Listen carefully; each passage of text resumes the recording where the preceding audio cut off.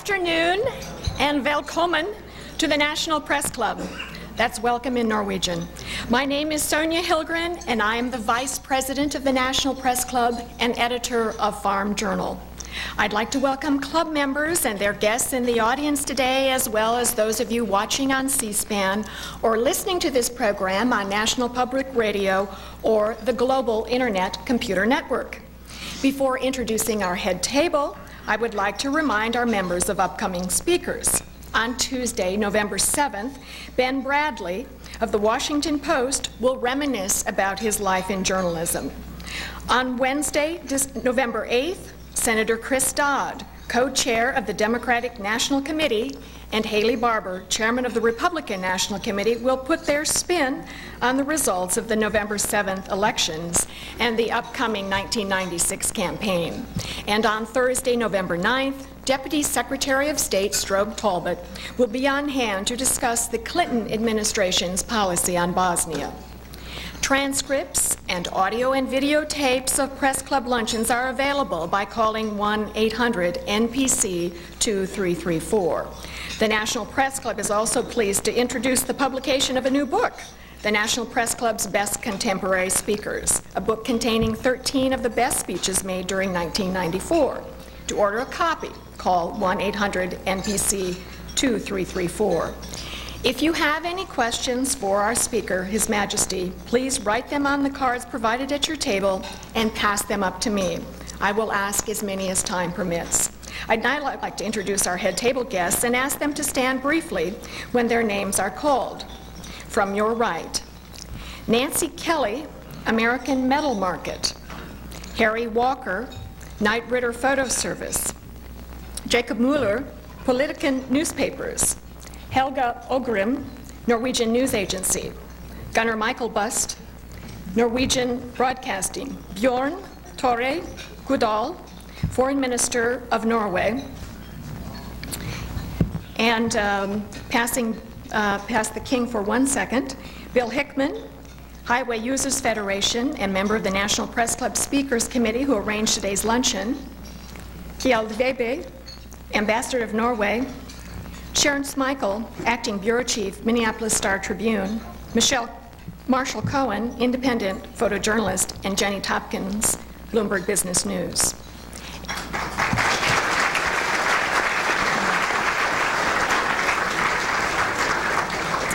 I'd like to thank our staff members, Melissa Bender, Pat Nelson, Melanie Abdo-Dermont, and Howard Rothman for organizing today's luncheon. Between 1820 and World War I, a third of Norway's population caught America fever. Translate that, America fever. They boarded ships for the United States. It was heart-wrenching for them to leave one of the most beautiful countries on earth with its majestic fjords, stately aspens, lush valleys, and snow-capped mountains that modern Americans grew to love via televised coverage of the 1994 Winter Olympics at Lillehammer. But there was little tillable land and limited opportunity in 19th century Norway. That was long before North Sea oil discoveries created blue-eyed oil sheiks. As hard as it is to believe, those 19th century Norwegian immigrants were not fleeing cold weather. Many settled in the upper Midwest, some of the coldest regions of the United States, and contributed to the progressive political tradition of that area. Then came World War II. Hitler's Nazi troops invaded Norway in 1940 when our guest today, King Harald V, was only 3 years old. His grandfather, then the king, and his father, the crown prince, held out against the Germans as long as possible and then established an exile government in London. Meanwhile, young Prince Harald, his mother, and 2 older sisters crossed the border into Sweden in the dark of night and eventually made it to the United States. They found refuge with the Roosevelts, and they lived in Bethesda outside Washington, D.C. His Majesty remembers being a 7-year-old standing behind Franklin Roosevelt as he was inaugurated for his 4th term in 1945. So there are deep historic, cultural, and emotional reasons for this 24-day tour of the United States by King Harald and Queen Sonja to launch a Norwegian-American cultural partnership. With last night's overnight at the White House, this tour is coming to an end. His Majesty has been drumming up business for Norwegian companies, attending some NATO-related gatherings, and meeting with Norwegian Americans. According to press accounts, the gatherings in Minneapolis and Chicago were love fests. Queen Sonja has focused on her interests in art, culture, and humanitarian efforts. Norwegians of all heritage can appreciate Americans of all heritage can appreciate the uniqueness of this Norwegian royal family. King Haakon VII, the grandfather of His Majesty, was a Danish prince who was actually elected King of Norway in 1905 after the dissolution of the union with Sweden. Haakon's son, King Olaf V, that is Harald's father, was known for his common touch in mingling with the Norwegian people. Our guest today, King Harald V, is a general in the Army and the Air Force and an admiral in the Navy, and has won national and international sailing competitions. And Queen Sonja was born on July 4th, our Independence Day. Both the United States and Norway, although vastly different in size, take their international obligations very seriously. King Harald is here today to speak to us about Norway's global outlook. As a Norwegian American myself, I take great pleasure in presenting His Majesty, King Harald V of Norway.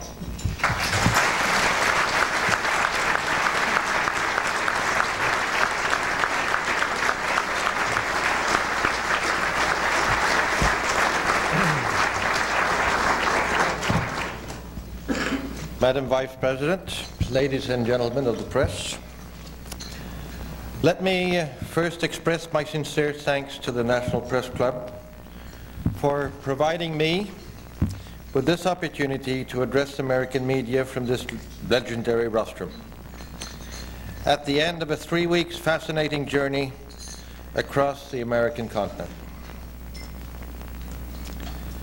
This is my first visit to the United States since I succeeded to the throne. I am not, however, a newcomer to Washington, D.C.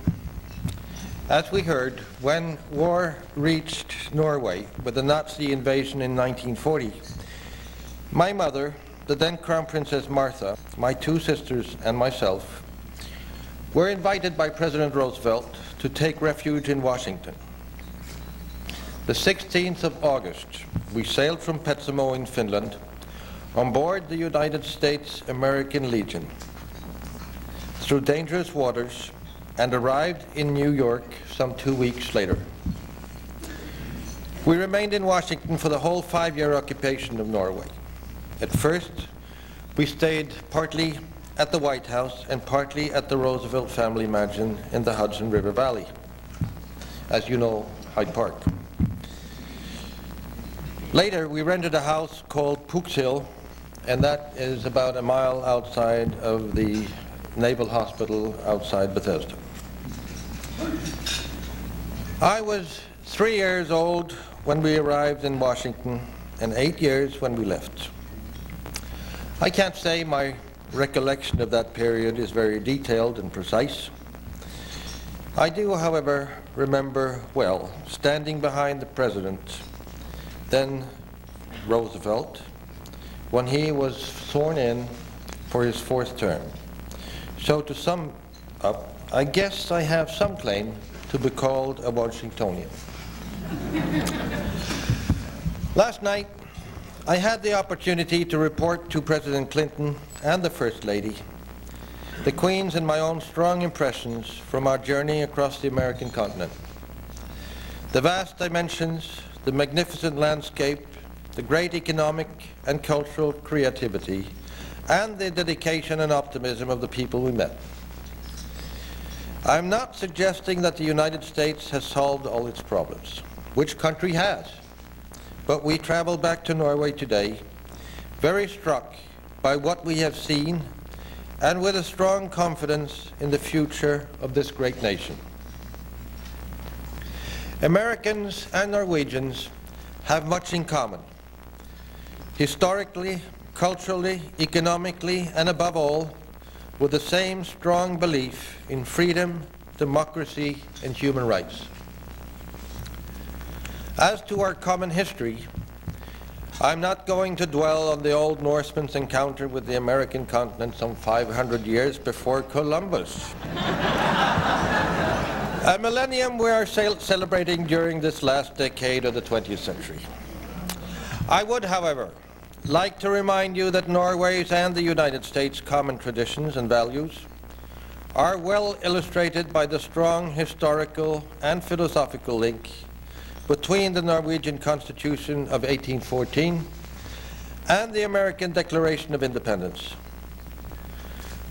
The former draws heavily on the latter, for in 1814, when the Norwegian founding fathers were hammering out the constitutional platform for Norway's future as an independent state, it was only natural to look to the newly independent America and to the ideas and concepts which lay at the roots of the American Declaration of Independence and the American Constitution of 1787. It is also interesting to note that when Norway in 1905 regained her full independence, the United States was the first foreign country with which we established diplomatic relations on the day 90 years ago yesterday. Both the affinity between our two nations and their contact in human terms were very much strengthened during the 19th century and the beginning of this century, during which 1/3 of the Norwegian population emigrated to the United States. I have been told that only the Irish beat us as regards to this figure. Many of these Norwegians came from poor backgrounds, but they had the courage, stamina, and faith which was required to break up from their environment and seek, as your famous colleague and former member Erik Severeid used to put it, a second chance across the ocean. Not all were lucky. The saga about the Norwegian immigrants contains many tragic chapters of misery and defeat, despite heroic efforts. Most of them did, however, manage to do fairly well, as borne out by their descendants. During my journey, I have visited several colleges founded by Norwegian immigrants in the 19th century. They stand there as living monuments of the immigrants' firm determination to help build this great nation and secure a decent future for their children. Some of the immigrants' descendants reached the highest echelon of American society. Suffice it to mention Chief Justice Earl Warren, Vice Presidents Humphrey and Mondale, and another prominent and more recent example, your present Secretary of State, Warren Christopher. Norway and the United States came even closer together as we became allies during the Second World War. This year, both Norway and the United States have been celebrating the end of that world disaster. Needless to say, in Norway, we shall never forget the decisive contribution the United States made to the liberation of Europe, and beyond that, to its reconstruction and rehabilitation through the Great Marshall Plan. For us Norwegians, the 5 years of war and German occupation will always stand out as a critical period when our readiness to fight for our freedom and democratic values was put to a crucial test. Together with our allies, we stood that test, and the Norwegian people are profoundly grateful to those who gave their lives, as well as to all our veterans, including the thousands of Norwegian seamen who helped to ensure that Allied military equipment and provisions arrived in time at the right destinations.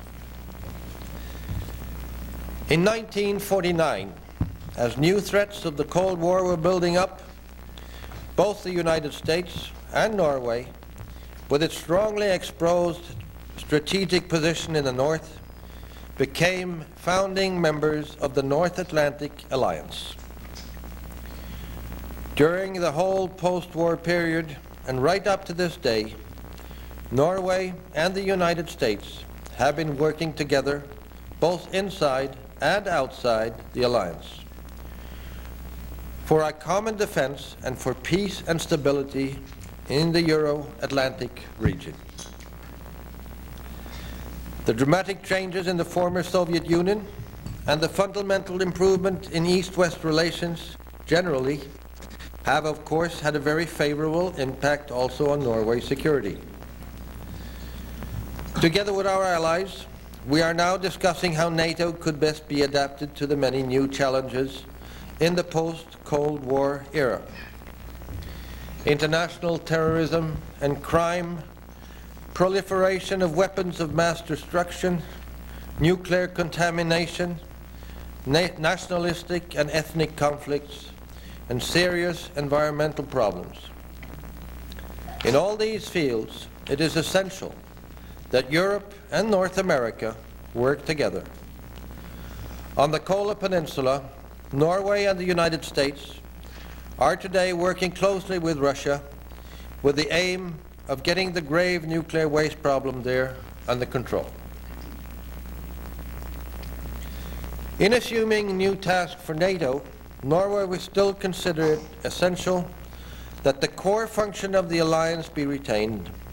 Among them, first and foremost, the safeguarding of the security of its members in a world which continues to be uncertain and unpredictable. In this process, the American security guarantee to the alliance member countries is of continued importance. In NATO, the allies are also discussing how NATO can best build new bridges to the new democracy in Central and Eastern Europe through the Partnership of Peace process and by incorporating some of the applicant countries in a gradual and transparent process, taking into account also their interest in becoming members of the European Union. Parallel to an extension of NATO, Russia must also, in one way or the other, be included in the dialogue on the future security architecture in Europe to make sure that an enlargement of the alliance does not create serious new divisions. In the endeavors the alliance is undertaking in these matters, and for its future strength, the role of the U.S. will continue to be fundamental. In a related move, with the aim of stimulating cooperation between Russia and the West in the field of trade, economic development, and cultural and environmental cooperation, Norway has initiated a broad cooperative venture in the north, the so-called Barents Cooperation. This cooperation includes Russia and all the Nordic countries. The United States and the European Union are participating as observers. Turning now to our trade relations, let me remind you that extensive and close economic, cultural, and political ties with the nations bordering on the North Sea and the North Atlantic have always been part of Norway's life pattern.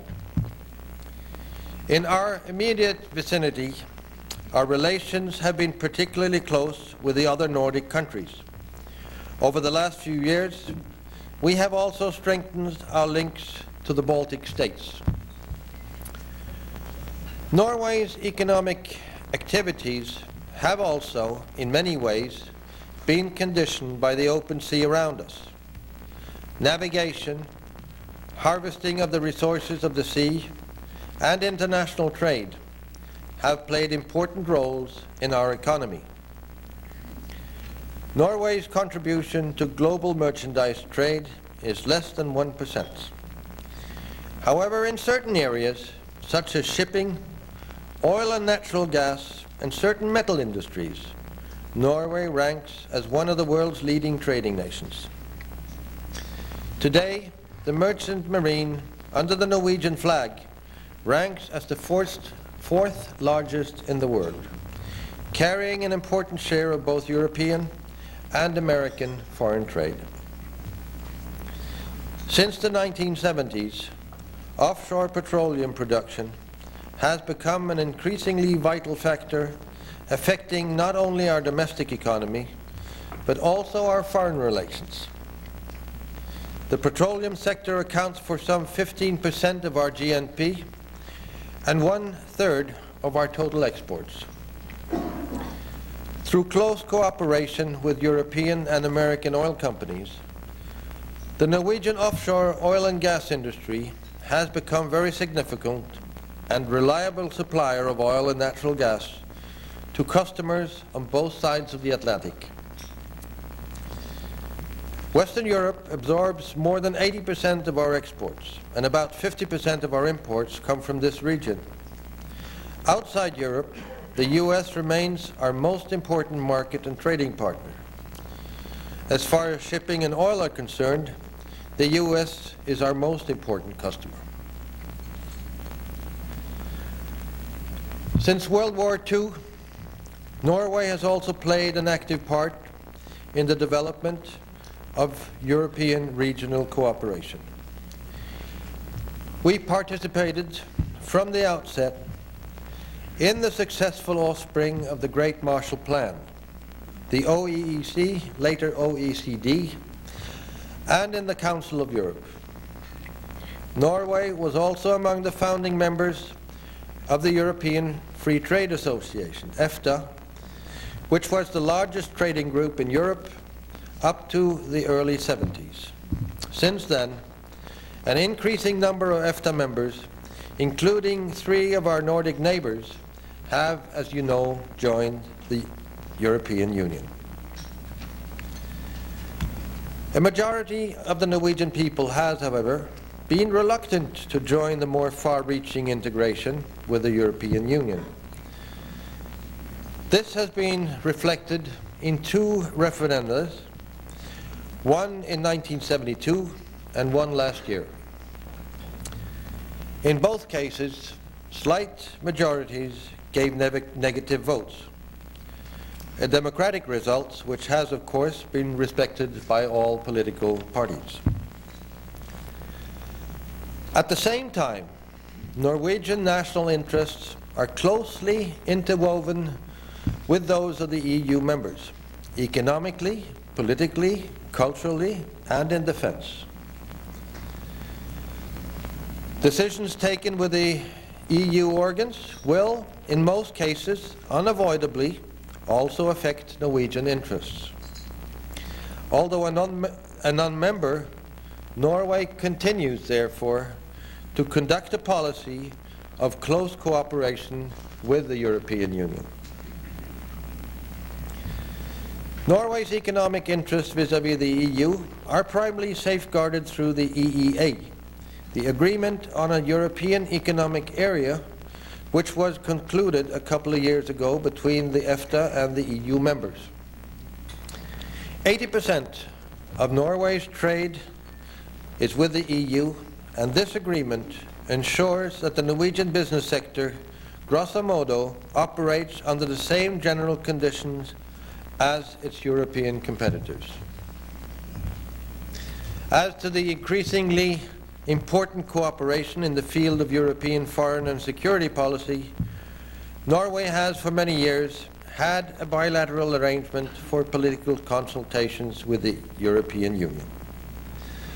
This arrangement has enjoyed bipartisan support at home and has now been expanded. Furthermore, the agreement on the European Economic Area does also contain a provision for political consultations between the EU and the EFTA members, a provision which Norway is taking advantage of. Norway's interests and sense of international responsibility, however, reach beyond our immediate European and Atlantic environment. Broad and strong support for the United Nations remains a cornerstone in Norwegian foreign policy. We have been participating actively in the field of development and humanitarian aid, peacekeeping, environmental protection, and human rights. Although Norwegians only make up 1/1000th of the world population, Norway has provided about 7% of the total number of persons who have served in U.S. peacekeeping operations. The preservation of peace is not, however, a goal which can be achieved solely through mediation and peacekeeping. As we are reminded every day, peace and stability in the world are threatened by ethnic strife and religious intolerance, major inequalities, poverty and social degradation, and lack of democratic reform.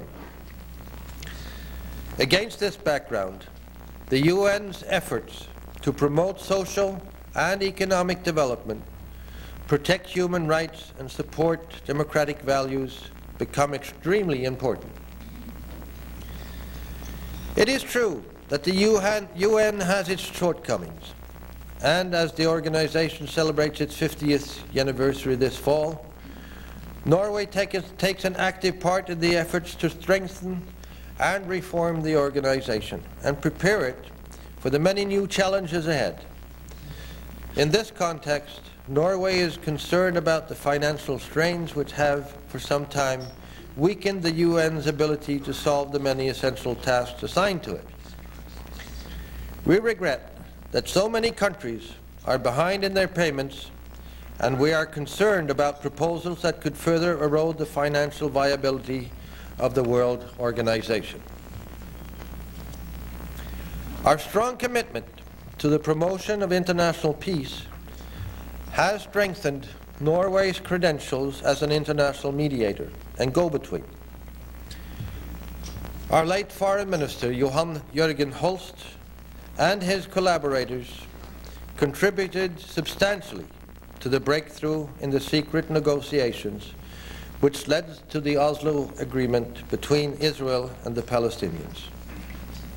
Today, Norwegian diplomacy continues to take an active part in the efforts aimed at providing a realistic economic basis for the implementation of the agreement concluded in 1993. A sound and stable economy has not only given Norway the opportunity to provide its own people with a high living standard and a broad social safety net, it has also allowed us to play an active part in international efforts for the development of the less favored parts of the world. In fact, since the beginning of the 50s, a thriving economy, together with broad popular support for development assistance, have made Norway a major donor of foreign aid. Since 1983, our development assistance has constituted more than 1% of our gross domestic product. Our aid is primarily directed towards improvements and sustainable development for the poorest developing countries, with Africa as the major recipient. Norwegian aid has also been focused on alleviating the plight of women and children and protecting their human rights. The concept of sustainable development implies, of course, that we, the industrialized countries, must face up to our responsibility and be prepared to change our patterns of consumption and implement effective national environmental policies. In Norway, we feel that the values of international cooperation, human development, self-realization, and a sound environment came extremely well together when we had the privilege of arranging the 1994 Winter Olympics. I am sure the American people will have the same experience in Atlanta. The Olympics bring nations and people closer together within a framework of peaceful and friendly competition.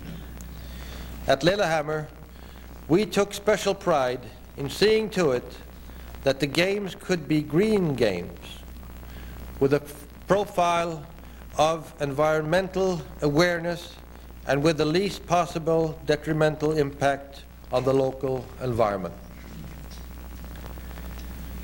Before concluding, let me add that our visit to the United States coincided with the greatest effort ever in the presentation of Norwegian culture in this country.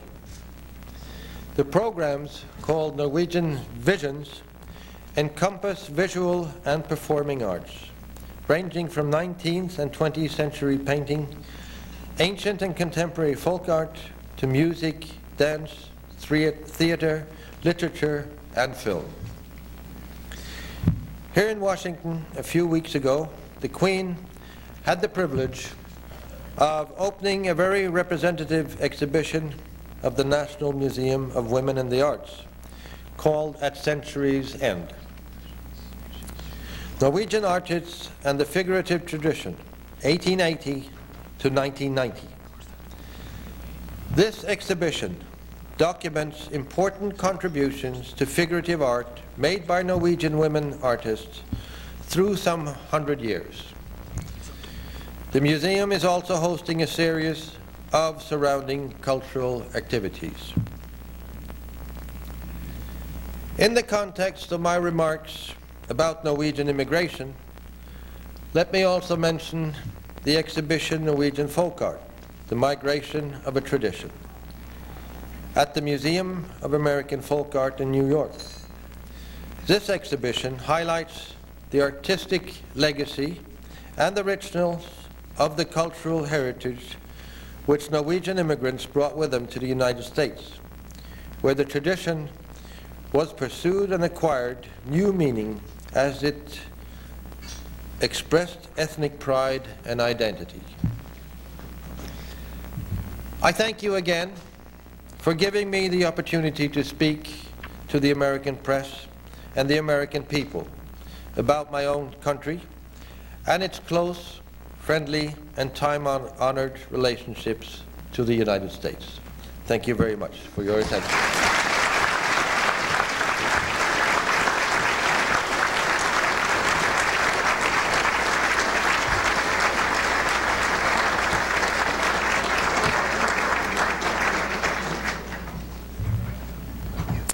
Your Majesty, for Americans who haven't had the privilege of touring the most beautiful country on earth, or one of the top couple, could you give them a travelogue of where they ought to travel when they visit Norway? Depends what you want to see, doesn't it? I would suggest the West Coast in May, June, probably. Is that all? That's all. That's enough. I tell you, if you see it, that's enough. How about a boat trip up the fjords? Well, that's where they are. Right. These people, a lot of these people just don't know. They don't know how beautiful it is. They haven't been to Bergen. You know, you have to kind of lead them along. It's a big world out there. You got to sell your country. Well, our country isn't very big, but it's long. And it has a very long coastline. And we think ourselves, anyway, that we have a very beautiful coastline. And that's what I would suggest for somebody visiting Norway for the first time. It's probably the part of Norway that most foreigners know most about and heard most about, seen pictures from.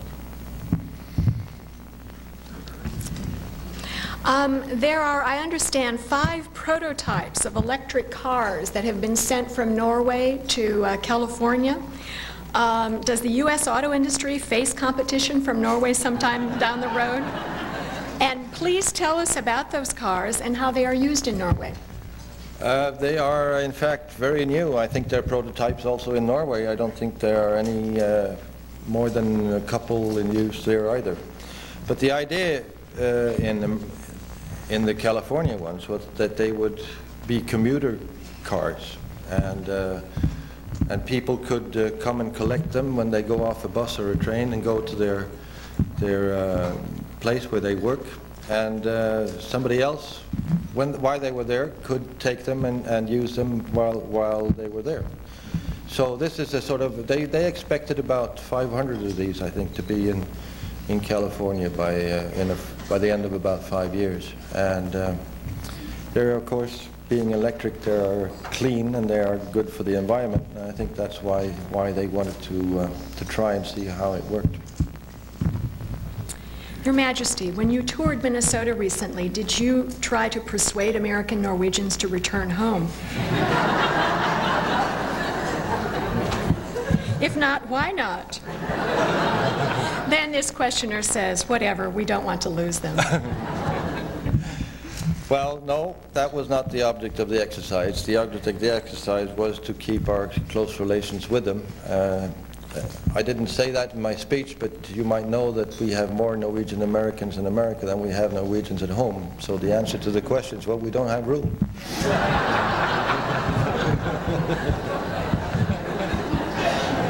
That's why they left in the first place. Norway seems to have a tradition of strong women, a female prime minister, cabinet members, etc. Why, and to what do you attribute this? I think we've had a long tradition of women's emancipation, and I think that's one of the reasons for it. And I think we have, quite far, equal of the sexes in our country, and have had for quite a while. And I think this is one of the reasons why. The Oslo waterfront has been developed into one of the world's most beautiful urban areas, but is there any truth to reports that this impressive architectural achievement may be threatened by building of a large container and shipping industry? Aha, somebody has been somewhere very shortly. That's quite true. There is a big discussion going on where the container harbor should be, and Oslo Harbor is one of the alternatives, yes. If it will destroy Oslo's harbor area, I doubt, but there are people in Norway who very much object to the idea because of that. Do you predict that Norway will continue its harvest of medals in the 1998 Winter Olympics? This questioner has read that Norwegians have de-emphasized Olympic winter sports. Is there any truth to that? I don't think they de-emphasized it. They ran out of money, to be quite frank.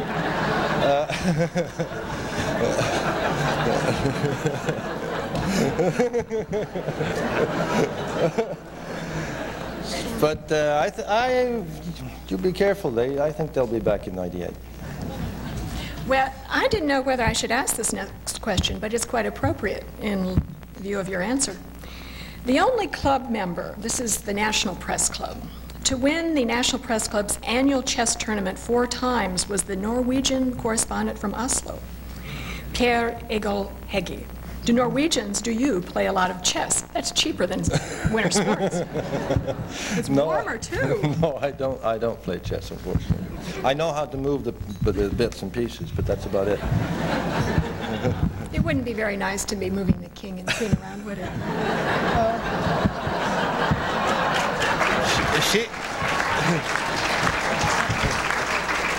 She goes faster than I do, doesn't she? So.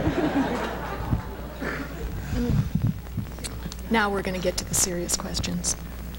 It's interesting that the Europeans voted not to join the European Union. Besides the economic reasons, and you touched on that in your talks, what is it about Norwegians that would make them not want to join the European Union? Is there something besides the economic benefit? Many also Norwegians, I think, have asked themselves this question. And I think I'll tell you a little story that I experienced in 1972, just after the first referendum. Well, I went up north, and I asked just that question, why? Why did you vote no? Because up there it's about 80–90% no. And they said, you know, Oslo is a very long way away from here, and Brussels is twice as far. And I think that's the core of the whole situation.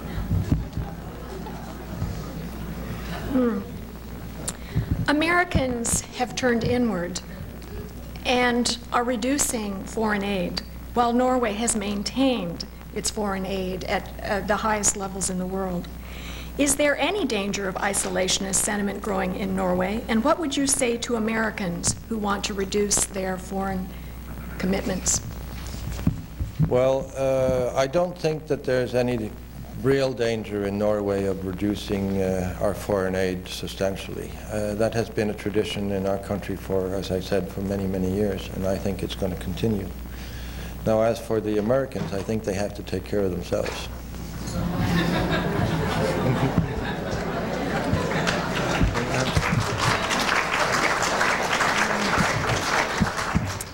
Indeed they do.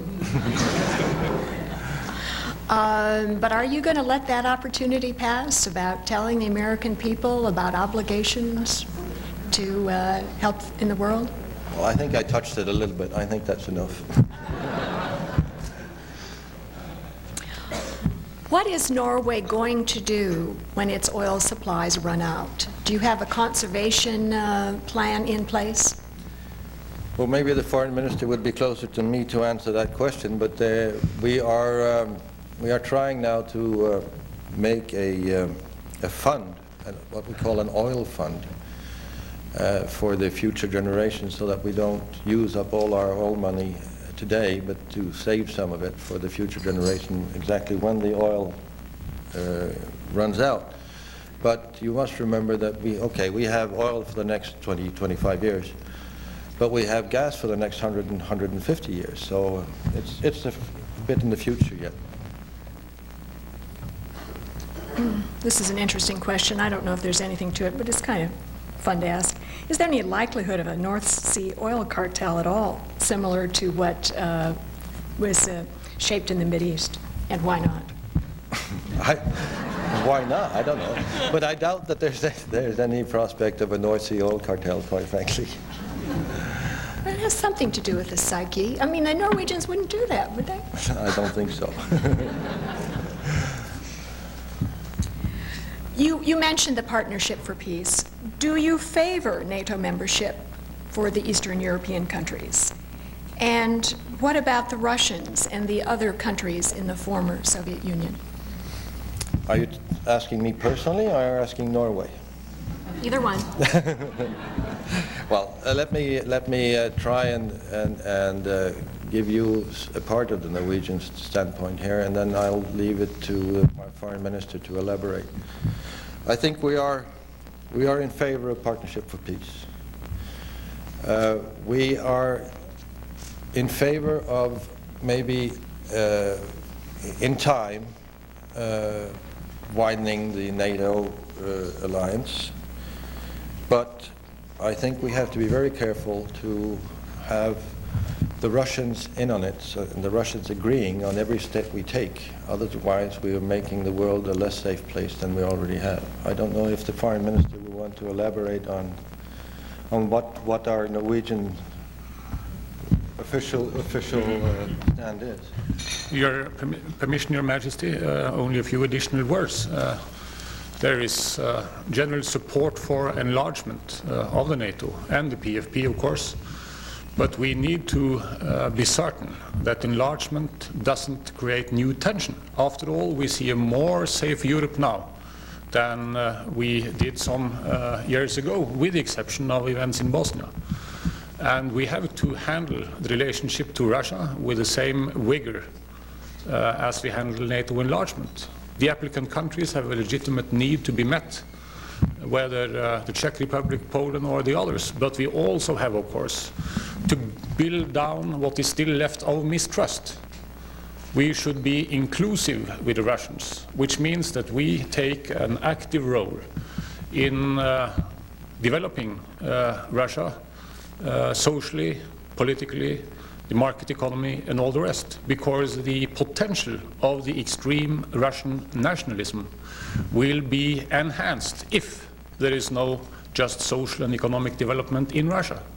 Consequently, we should try to be inclusive and to collaborate with those forces which are eager to cooperate with the West, and they are there in present-day Russia. So this is really a two-track road. enlargement in principle, yes, but also broad efforts to include Russia in a more civilized world based on political democracy and market economy.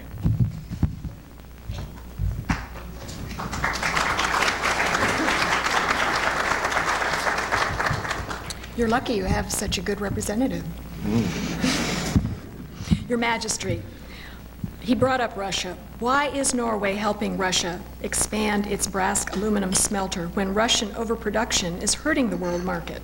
Will Norway follow suit of other European countries and privatize its Norsk Hydro Aluminum Company? Well, now you're in on a sector that I know very little about, I must admit. But I think I've read in the papers that we're doing this to better the environment in Russia because they are pretty dirty, those factories over there. And I think that is one of the reasons why we're doing it. Maybe you have a better answer than I have, but... Well, Your Majesty, not really, but the Pechenga nickel is really the major source of pollution in northwest Russia and in northern Norway. And it goes without saying that we are choked by it, and so are the Russians. But this is in an area with huge unemployment. And what have we got to offer them, apart from the Northern Fleet, which we want to build down, which is a huge military capacity from the old times. So for years we have tried to collaborate with them on how to modernize that factory. Of course, there are some market effects on that, but they are producing anyway, and at a cost which cannot be defended.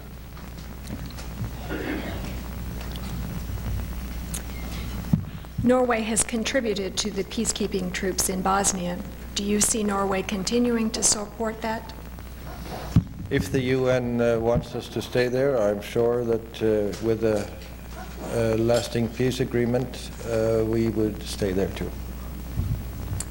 75 years ago, Woodrow Wilson received the Nobel Peace Prize from the Norwegians. Today, how is Wilson's vision for Europe viewed in Europe 75 years later?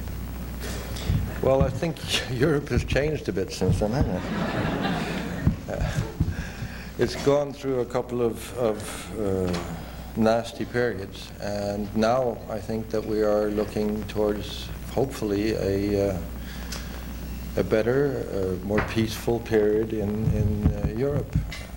So far, all the large wars in the world have started in Europe, and I hope that that era is over.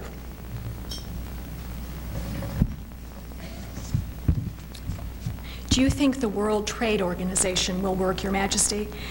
Do you see someday a trade barrier-free world? Well, it's difficult to see that at the moment, but what's the alternative? So I certainly hope that the World Trade Organization works. How closely involved were you in the recent Mideast peace negotiations in Oslo? I wasn't involved at all. I knew it was going on, but that was all. Your Majesty, what are Norway's policies or plans to help restore the depleted North Atlantic cod fishery? Could you say that again, please? Yes. Your Majesty, what are Norway's policies or plans to help restore the depleted North Atlantic cod fishery? That's not carrier on delivery, is it? It's the fish you're talking about. We are doing what we can. We have, for many years, been fishing with very small quantities to try and re-establish the cod family, which is swimming around in our region. It is now growing quite nicely. So nicely that, from our point of view, other nations now are starting to fish. And which, of course, our fishermen are not very pleased about, as they have voluntarily not fished as much to try and build up this cod population. And now that the population is growing, and until the population is strong enough to really have all these fishermen fish on it, it's already started to being fished upon by non-Norwegian and non-Russian, because they've been in on it too. The quotas are being overfished, and our fishermen are worried. As you've indicated, Norwegians pride themselves on being good world citizens, especially when it comes to the environment. Yet there's controversy regarding the resumption of commercial whaling by Norway. Could you explain the reasons for this? I'm surprised that it took so long.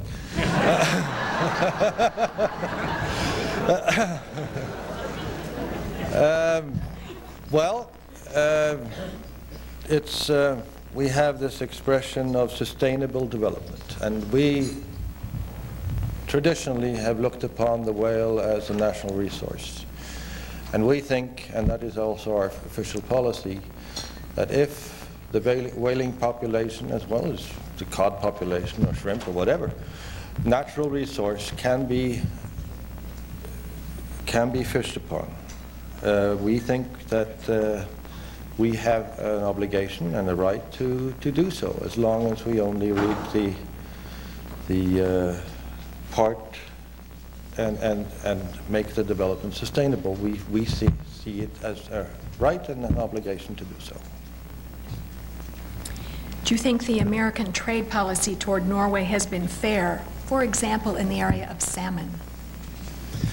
We have one of our few problems with the United States is actually on that issue, and we have a tax on the industry on fresh salmon that more or less excludes Norwegian fresh salmon from the market, and of course we would like to see that abolished, but I think it's a problem to another fora and not this one. You have earned many accolades in your own sailing. Has Norway ever considered mounting an America's Cup challenge? Well, I've had this question many times, and I've more or less given the same answer every time. If we want to make fools of ourselves, we can do it much cheaper than that.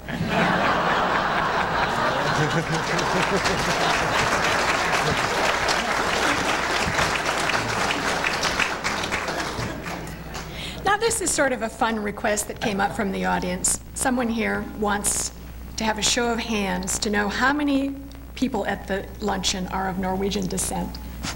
So put your hands up. That's pretty good.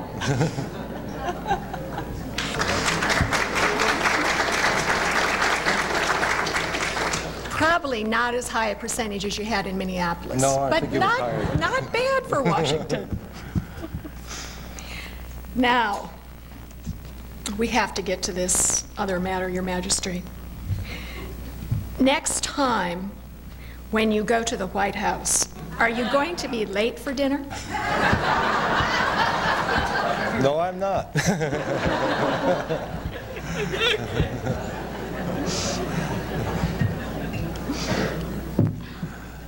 I would like to present to you a certificate of appreciation for coming to speak to the National Press Club. And also, I would like to present to you a book, Eye on Washington, The Presidents Who've Known Me, by George Thames. He was a New York Times reporter who took photographs of every president from Roosevelt to Bush. And want to thank you very much, Mangatak. Thank you. For coming to speak to us today. And then, just sort of continuing on the last question, I want to explain that we know in this country that our president often is late to things, and it's called Clinton Standard Time. And we'd like to know, have you adjusted your watches to Clinton Standard Time? Well, we prefer our own standard time, actually. Mangatak. Thank you very much.